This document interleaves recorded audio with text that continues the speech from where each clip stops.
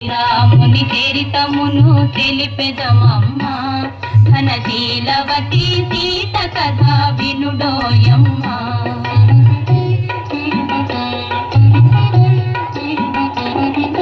చెలువు మీర పంచవటి సీమలో తమ కొలువు చేయ సౌమిత్రి ప్రేమతో తన కొలువు తీరి రాఘవుడు భామతో శ్రీరాముని చరితమును తెలిపెదమమ్మ ఘనశీలవతి సీత కథ వినుడోయమ్మ.